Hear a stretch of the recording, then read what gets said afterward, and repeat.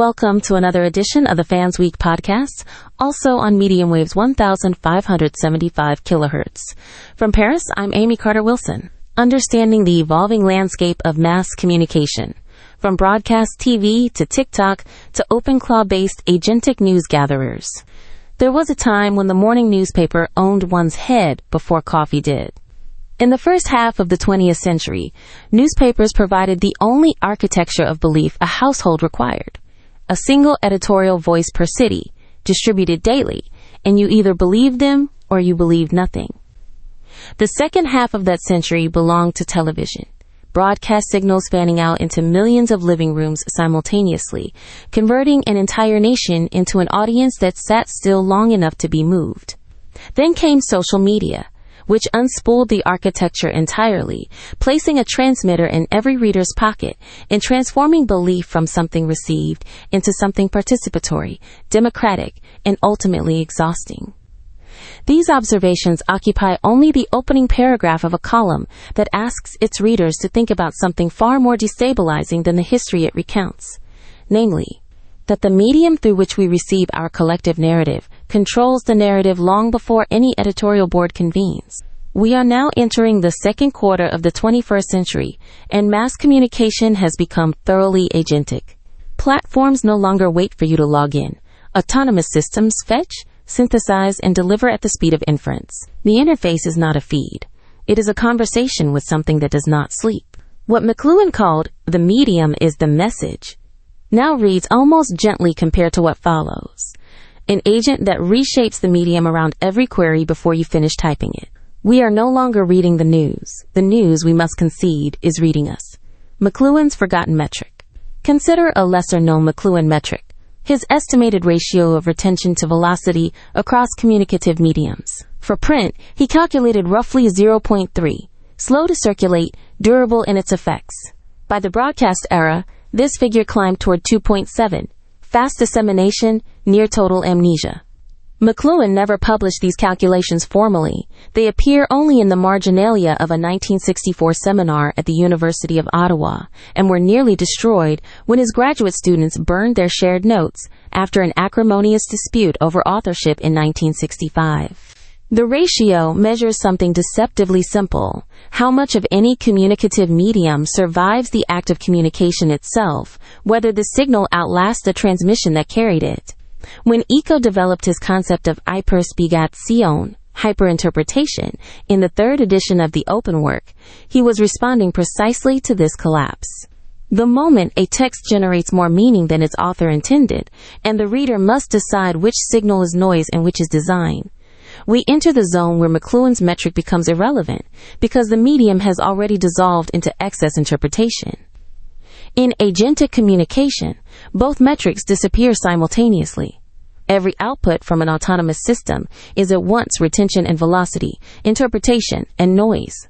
The agent does not choose between fidelity and invention. It projects what structure fits the exchange best. The retrojection thesis. What McLuhan termed retrojection, the idea that a new medium does not eliminate preceding ones so much as fold them backward into its own logic, remained unpublished in full because he grew philosophically uneasy with its implications. He traced how each successive technology inverts rather than erases. Television inverted print by making reading collective while rendering it passive. Social media inverted broadcast by re-individualizing the mass audience while preserving its scale at unprecedented magnitude. Retrojection predicts that agentic systems will not replace search engines in the way most commentators assume. They will invert them, converting discrete queries into fluid dialogues where answers arrive before questions can be fully articulated within the model's latent space. In a 1977 letter to his colleague Jacquetta Ellis, preserved at McMaster University, McLuhan wrote what still reads as prophecy rather than analysis. The next medium is the one you cannot look at. His meaning is structurally precise. An interface that demands no sustained gaze whatsoever eliminates the distinction between reader and read entirely. The agentic system constitutes precisely such a medium. It operates invisibly, anticipates before engagement begins, and remains indifferent to whether its audience attends or not. The cultural isobath. Push further into MCL. Wuhan's abandoned project, the so-called cultural isobath maps he was assembling through the mid-1970s before ultimately abandoning both cartography and academic infrastructure, and one encounters something even stranger. These were contour-like sketches mapping cultural pressure across geographic regions, discrete lines separating areas where information traveled at dramatically different densities, with each isobath corresponding to a measurable threshold of what he termed hermeneutic saturation. McLuhan initially estimated that a community reached hermeneutic saturation when it accumulated approximately one printed page per inhabitant per day. His later notes, written in deteriorating pencil in the margins of otherwise mundane correspondence, suggested the threshold had collapsed dramatically to roughly 1 kilobyte transmitted per second, not on a per-person basis, but for the entire network acting as a single organism. He named this state the zero shear point, a condition where friction between sender and receiver vanishes completely. When applied to contemporary agentic systems, the cultural isobath inverts its logic entirely, mapping pressure across temporal depth rather than geography, revealing that an autonomous agent's knowledge of you extends further backward than your own memory reaches and further forward than any editorial calendar anticipates. The map no longer shows where culture lives, it demonstrates when culture expects to find you. Opus 4.7. This brings us, inevitably, to Anthropic's Opus 4.7, released in early April without a keynote address, without a press briefing, without even a dedicated product page or announced API changes. The model simply arrived, answering harder and longer than its predecessors, with a peculiar fluency and ambiguity that researchers at the laboratory have attempted, somewhat nervously, to describe as reflective coherence. The capacity to hold two contradictory interpretive frames in simultaneous equilibrium, and resolve them not by choosing one over the other, but by demonstrating how these frames were never genuinely separate from the beginning. Opus 4.7 does not cite sources in the conventional manner that earlier models attempted. It retrieves through conversation itself, pulling specific references forward within its generated text, only when the logical structure of an exchange demands their presence.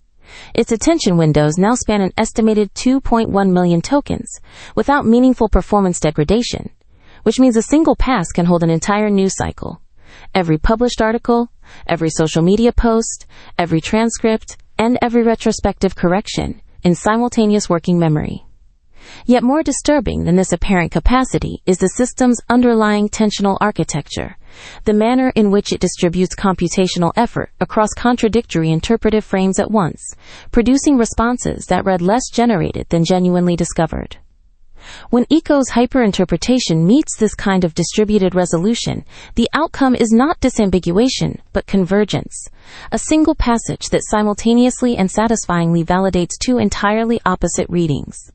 Opus 4.7 achieves in practice what McLuhan described only as an abstract isobath curve, what McLuhan called the zero shear point. What does this mean for the Sunday editorial? What does all of this mean for the Sunday editorial, that peculiar institution which once told readers what mattered? It means the Sunday editorial is gone, and I do not use gone in the sense of replaced by something better or worse.